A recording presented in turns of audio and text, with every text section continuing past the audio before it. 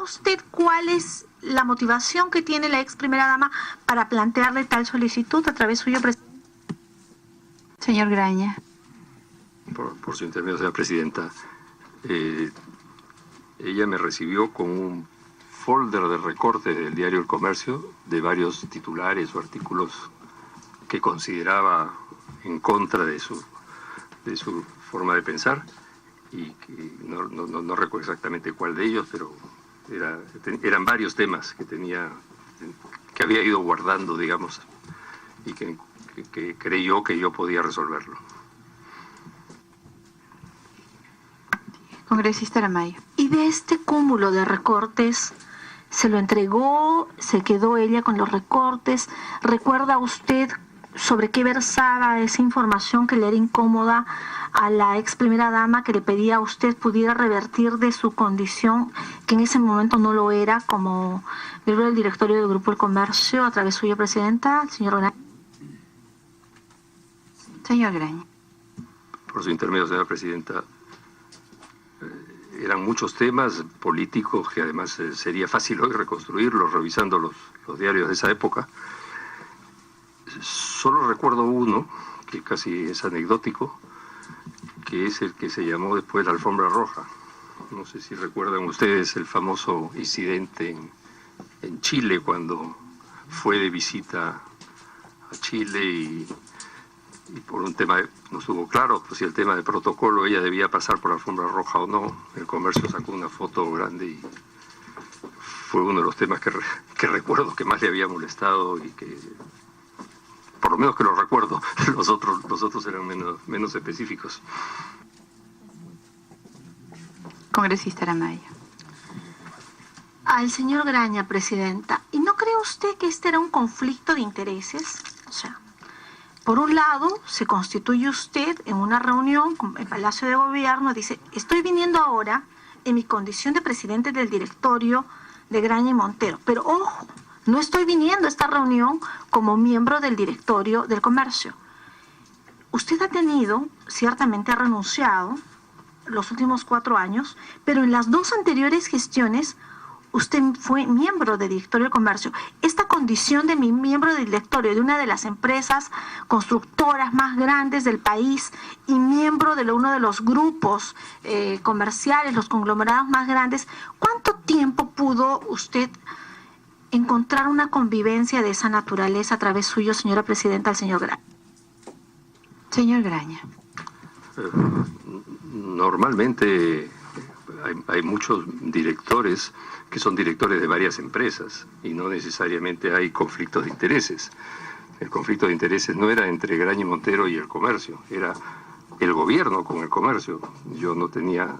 Sin embargo, aunque quizá no hubiera podido no ser necesario, yo consideré que mejor era renunciar al directorio del Comercio para evitar precisamente esas susceptibilidades. No, yo he sido director de muchas otras empresas y normalmente además está establecido en los códigos de cada empresa que si se da el caso de un conflicto de interés entre una empresa y otra, el director se abstiene o se retira según el caso, ¿no? Congresista Aramayo. Le agradecería, por favor, a través suyo, señora presidenta, si me puede responder. Le he preguntado a través suyo al invitado que nos diga cuánto tiempo pudo convivir con esta situación de presidente del directorio de un grupo tan grande como el Comercio y presidente del directorio de Graña y Montero en años, si fuera tan amable. No, perdón, yo nunca he sido presidente del directorio del Comercio. Miembro del directorio. Era presidente de Graña y Montero y miembro del directorio muchos años. Como miembro del directorio. Sí, como miembro del directorio muchísimos años, sin ningún problema, y he tenido también comentarios de otros presidentes como Alan García o otros presidentes que se quejaban, oye, mira lo que me está diciendo el Comercio, habla con tus primos, ese tipo de comentarios, pero normalmente entendían que yo no tenía forma de modificar la línea editorial, cosa que me costó más trabajo convencer en el caso de Villantumar y Nadine Heredia, ¿no? Alan García, por ejemplo, me lo ha dicho, se lo expliqué y se acabó el problema, digamos. Congresista Aramayo. Para terminar, Presidenta, si pudiera precisar si es usted accionista del Directorio del Comercio y cuál es el vínculo familiar que tiene, porque nos ha quedado claro que en Graña y Montero tiene 4 personas ligadas a él, 2 personas familiares directos y 2 que han llegado por sus votos. ¿Cómo es su situación en el tema del Grupo de Comercio? Porque pareciera que eso podría, a través de la percepción, generarle un trato privilegiado a través suyo, señora Presidenta.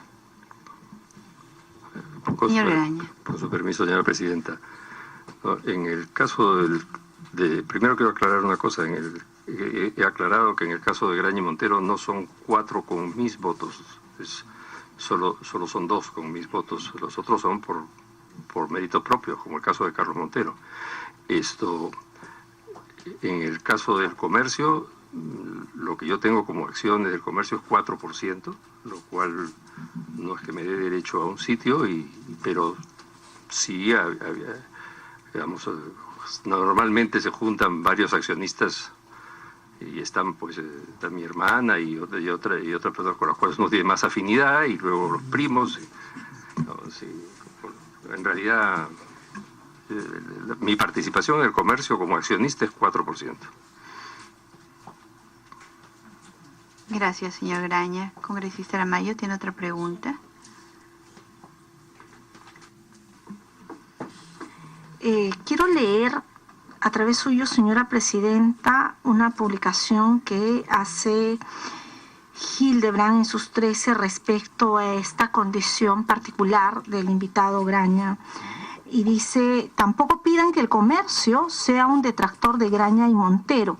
Es como se titula la nota. Esto está dicho por el primo del señor Graña. Y habla, leeré un momento la entrevista, de que esta condición sui generis de que nuestro invitado sea miembro del directorio de un grupo importante ha hecho que no trasciendan estas notas que tienen que ver con uno de los casos de corrupción que más conmueven a Latinoamérica, ¿no? O sea, el trato poco mediático que se ha dado respecto a lo que viene ocurriendo respecto a Graña y Montero, que en un momento lo podré compartir, Presidente. Señor Graña. Bueno, esos son opiniones de terceros con los cuales no puedo yo opinar. Gracias, congresista Aramayo. ¿Alguno de los señores congresistas, alguna precisión adicional? Señor Graña, ¿desde cuándo participa en sociedad con Odebrecht?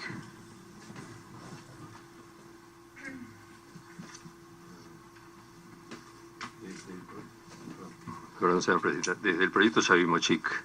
El año francamente no lo recuerdo, pero 95 por ahí. Primera etapa. La primera etapa, sí.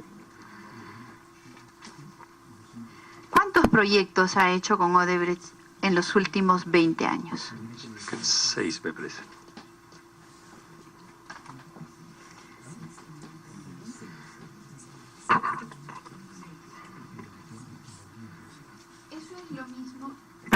Eso es lo mismo que dijo en la comisión en el año 2016 el señor Alvarado. Efectivamente dijo que su sociedad con Odebrecht se limitó a 6 proyectos. Sin embargo, nosotros tenemos otra información.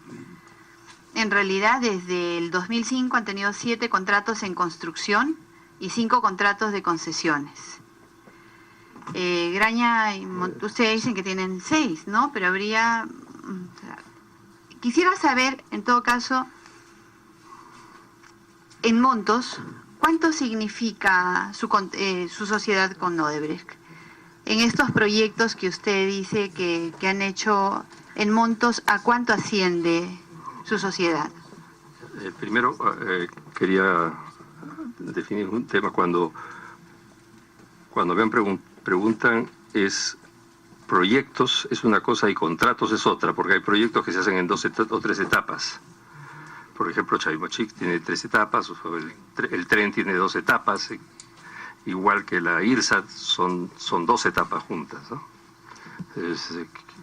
Digamos, eso, hablamos de 6 proyectos, es probable que puedan ser 10, 11 contratos, no sé exacto. Perdón, ¿cuál era la otra parte de la pregunta? El monto con los que contrataba como socios con Odebrecht. Bueno, no tengo el monto exacto de todas las. Esto es lo que mencioné antes, es que nos interesaba a nosotros quitar esa idea de que, como eran todos nuestros contratos con Odebrecht, no es así.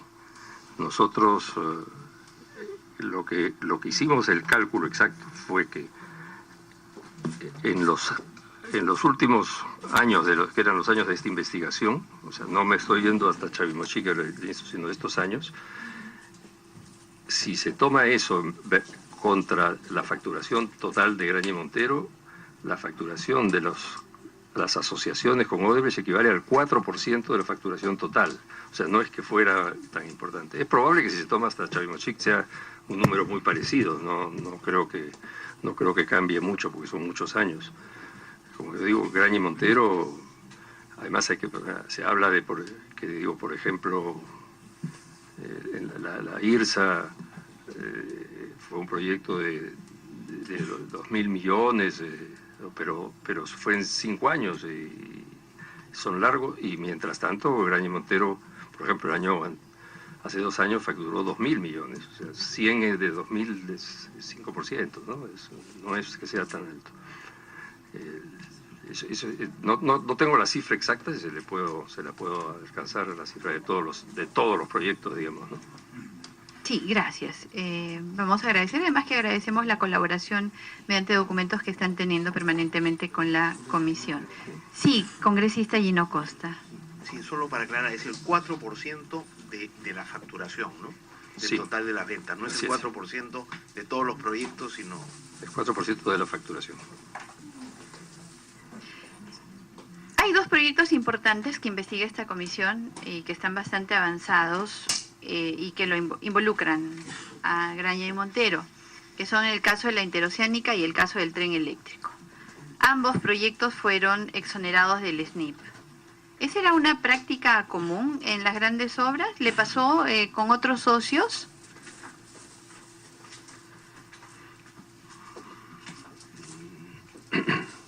Francamente no recuerdo, pero sí era normal que con los grandes proyectos políticos, digamos, que necesitaba sacar en tiempo rápido, se exoneraban del SNIP, ¿no? Porque... ¿Era normal? Normal en 3 o 4 casos, ¿no? No sé cuántos han sido normales. No sé qué es normal, digamos, pero sí ha habido otras exoneraciones, ¿no? Que no las recuerdo. O sea, ¿con usted? Porque yo le estoy preguntando por 2 casos que usted ha ejecutado, ¿no? El tren eléctrico y la interoceánica, y ambos fueron exonerados del SNIP. Le pregunto si eso ha pasado con otros proyectos que usted haya ejecutado. No que yo recuerdo en este momento. Su representada bajo la razón social Graña y Montero GIM S.A. ejecutó el proyecto de rehabilitación de las obras del proyecto especial Chavimochic. ¿Rehabilitación? ¿Rehabilitación de las obras del proyecto especial Chavimochic? No recuerdo, es probable que sí. El proyecto principal, que el Chavimochic, lo hicimos en consorcio con Odebrecht, como he dicho antes. Quizá ha habido una obra chica que se llame Rehabilitación, que la hayamos hecho solos. Puedo averiguar, pero es probable que sea la asociación con Odebrecht.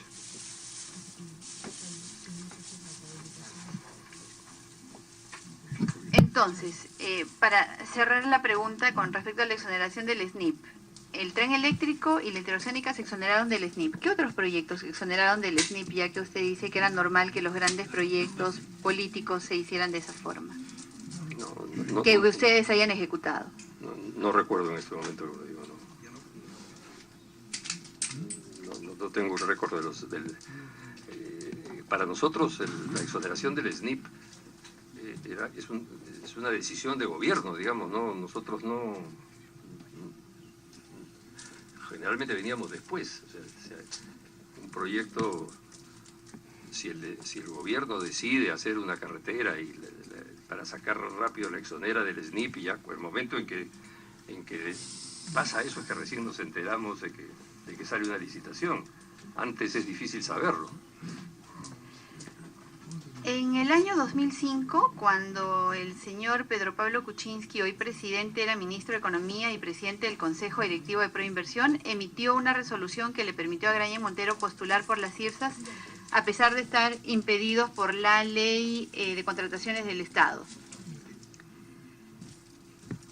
Después de eso, le pregunto, señor Graña y Montero, o algunas empresas, contrató al señor Pedro Pablo Kuczynski o a su socio Gerardo Sepúlveda o a su fondo de inversión, congresista Costa. Presidenta, no sé a qué se refiere usted.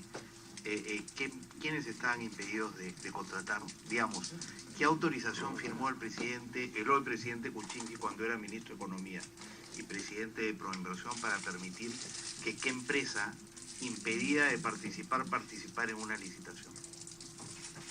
Es eso lo que usted ha preguntado, ¿no? Sí. Quería saber a qué se refiere. Sí, congresista Costa, hubo la indicación de la Contraloría a través de la vicecontralora que daba cuenta de que existía y pedía, por lo tanto, que se tomen las acciones necesarias con respecto a que si las empresas que ellos atendían como denunciadas por estar impedidas de contratar, por tener procesos contra el Estado, deberían o no contratar. Eso lo hemos discutido ampliamente con respecto al tema interoceánica. Y se dispuso, a través del informe legal del señor Juan Monroy y otros que se han explicado acá, que eso debería continuar como efectivamente continúa. En todo caso, si usted desea que precise más, lo preciso en esos términos. Se tomó la decisión... Lo que pasa es que usted, perdón que le interrumpa, la interrupción tenía que ver con el hecho de que usted asume que en efecto esas empresas no debían contratar porque estaban impedidas de hacerlo. Pero de acuerdo a la versión de la Contraloría. Toda la evidencia que la Contraloría pidió que se tomen las acciones necesarias para ver si podían o no contratar. Y Proinversión, presidido por el actual presidente e integrado por otros ministros, después de consultar a su gerente legal y al doctor Monroy, asesor externo de Proinversión, llegaron a la conclusión de que no había ningún impedimento porque esas empresas del grupo de Brecht no tenían juicio con el Estado. Entonces, yo pensé, Presidenta, que eso había quedado claramente acreditado, pero usted en su pregunta da a entender que no. Está bien, congresista Costa. Como es un tema controvertido, me parece que habría que no dar por cierto algo que en todo caso es un asunto controvertido para la Comisión. Congresista Mulder. En primer lugar, yo creo que un congresista no tiene que interpelar a otro congresista de que por qué hace una pregunta. Usted tiene derecho a hacer todas las preguntas que sea. La congresista Aramayo ha hecho preguntas que para mí pueden ser incómodas para mi partido, pero ella tiene perfecto derecho a hacerlo, no tengo por qué interpelarla. Entonces el congresista Costa está cuestionando su pregunta, no quiere que usted haga una pregunta, pero usted es libre de hacer la pregunta que quiera, y el que tiene que responder la pregunta es el invitado. Yo no sé por qué salta tanto el congresista Gino Costa si está en desacuerdo con su pregunta, que haga una repregunta de otra manera, pero esa es práctica parlamentaria. Gracias, congresista Costa. Gracias, congresista Mulder. Acá practicamos democracia y tolerancia absoluta. Así que estoy atendiendo la precisión del congresista Costa con todo gusto. Me refiero a lo que acabo de precisar. Y si nos encontramos ubicados, señor Graña, en el contexto de la pregunta y de la situación, la pregunta que le hago es, ¿contrató Graña Montero al señor PPK o al señor Gerardo Sepúlveda o a su fondo de inversión posteriormente a que este proceso pudo continuar? La respuesta es no, señora presidenta. ¿A ninguno de ellos? No. ¿Bajo ningún concepto? No. PPK no creo. Ahora, sobre el tema anterior, yo quería aclarar que Graña y Montero nunca estuvo impedido de contratar con el Estado. No tenemos... El consorcio. Empresas que conformaban el consorcio, en todo caso. El consorcio. Sí. La pregunta era, finalmente, si usted contrató a alguno de ellos, usted me dice que no. No. ¿Qué tipo de relación ha tenido usted con el señor Gerardo Sepúlveda? ¿Lo conoce? Sí. ¿Qué relación tiene con él o ha tenido con él? Muy poca, la verdad sí lo conozco, pero muy poca relación.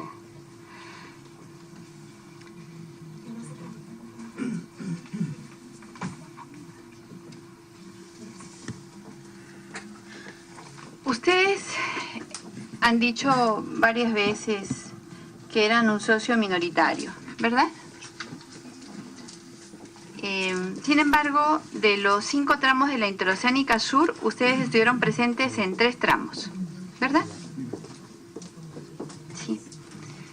Alcanzando el 25% de los kilómetros concesionados. Odebrecht tuvo el 19%. ¿Cómo explicamos eso como socio menor? Esto he explicado que éramos socio menor en la asociación con Odebrecht. Sin embargo, independiente de Odebrecht, nosotros ganamos la concesión de lo que se llama el tramo 1, pero el tramo 1, si bien es muy largo, porque es desde Nazca, incluido Marcona, Nazca, Cusco, en realidad, como todos sabemos, prácticamente ya estaba construido. O sea, no hubo algunos pedazos que arreglar, pero básicamente el tramo estaba construido. Lo que se licitó fue la concesión.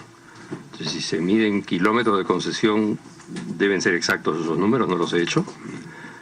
Pero en cuanto a obra, la obra importante eran los tramos 2 y 3, que se hicieron en el consorcio con Odebrecht. En el tramo 1 la obra era muy poco. ¿Qué tipo de intervención tenían ustedes en la CIRSA, señor Graña? En general era la labor que se espera minoritario, proponer personal, proponer equipo y ayudar a la obra. No teníamos ninguna decisión en la parte financiera ni económica del proyecto. ¿Quién es el señor Fernando Almenara? Es uno de los gerentes de Graña y Montero, era el de más alto nivel puesto por Graña y Montero, y que estaba encargado de las relaciones comunitarias con sede en Cusco.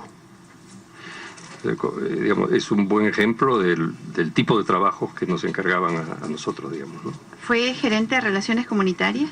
No sé exacto. El cargo, pero no sé exacto el título, pero por decir, más o menos. ¿No fue gerente de Administración y Finanzas en algún momento? No creo. No. Que yo ¿Está sepa, usted seguro?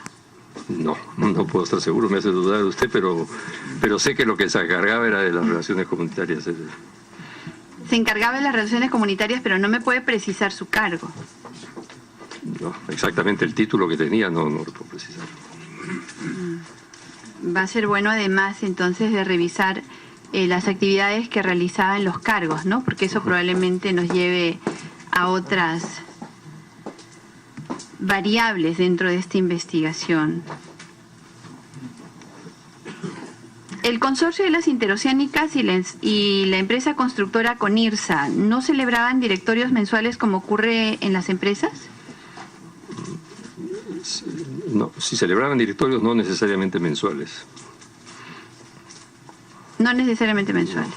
¿Ustedes participaban? Yo personalmente no, pero sí había normalmente un delegado de Graña y Montero, ¿no?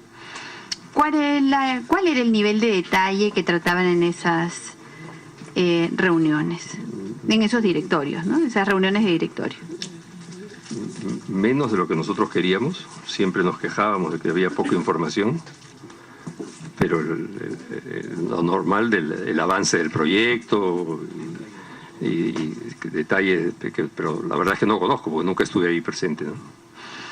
¿Quiénes iban? Iba principalmente Juan Manuel Lambarri, que era el... Perdón, ¿quién? Juan Manuel Lambarri. Juan Manuel Lambarri. ¿Y él qué cargo tenía? Él era el gerente general de GIM, es decir, la constructora. Él iba a los directorios de Conirsa. Sí.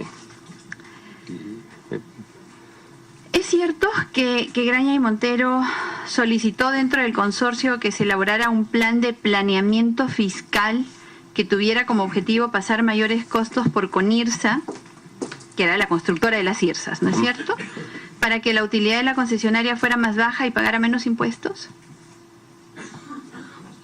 Desconozco, la verdad, no tengo idea. ¿Ha escuchado alguna vez de esto?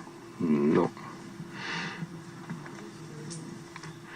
Según algunas fuentes nuestras, se creaban mayores costos por Conirsa empleando contratos ficticios, con lo cual no solo bajaban el pago de impuestos por utilidades en la concesionaria, sino que también lograban sacar liquidez para pagar sobornos. ¿Graña y Montero celebró alguno de estos contratos ficticios con Conirsa? No, jamás. No. ¿Lo celebró en alguna otra obra? No.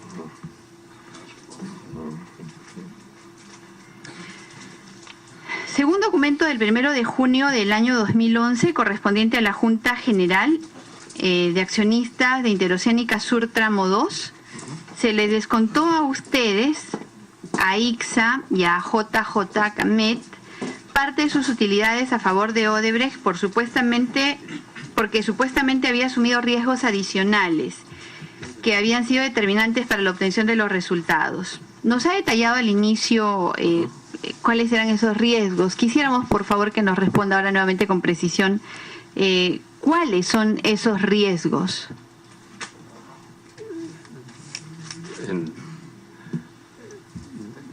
Bueno, lo precisé yo más para el tren eléctrico, ¿no? Pero son lo que se llama riesgos adicionales en cualquier proyecto. O sea, en los proyectos al final se establece una redistribución de las utilidades en función a acuerdos que haya entre los accionistas y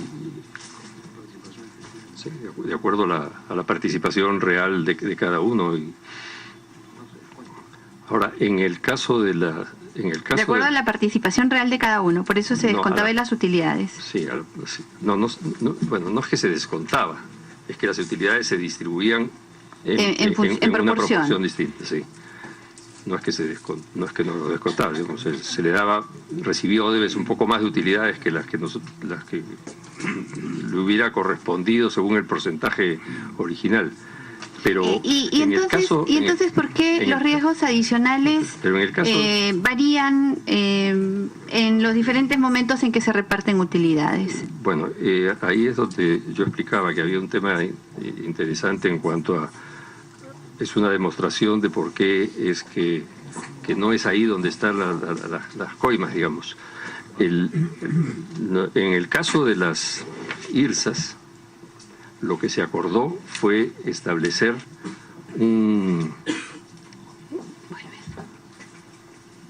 el caso de las IRSAs se acordó establecer un honorario adicional de liderazgo y se estableció como porcentaje. Honorario adicional de liderazgo. Sí, honorario de liderazgo. Explíqueme en qué consistía este honorario de liderazgo. Sí, en el documento original de formación del consorcio se establece que se van a pagar un honorario de liderazgo al líder, pero no se especifica, curiosamente, porque por lo visto estábamos en desacuerdo. Y luego hay una larga discusión porque recién un año después se establece que el honorario debía ser 1,5%, mínimo 1,5% de la facturación, con un máximo de 3% si es que la utilidad de la obra pasaba del 23%. O sea, esto para explicarlo muy en sencillo, digamos, es como como cuando se define un sueldo fijo y sueldo variable, digamos, ¿no? Odebrecht tenía un plus si es que lograba ciertas rentabilidades, que pasó también lo que se usó para en el tren eléctrico también en una parte. ¿Existió un acuerdo para eso? Sí, o sea, sí.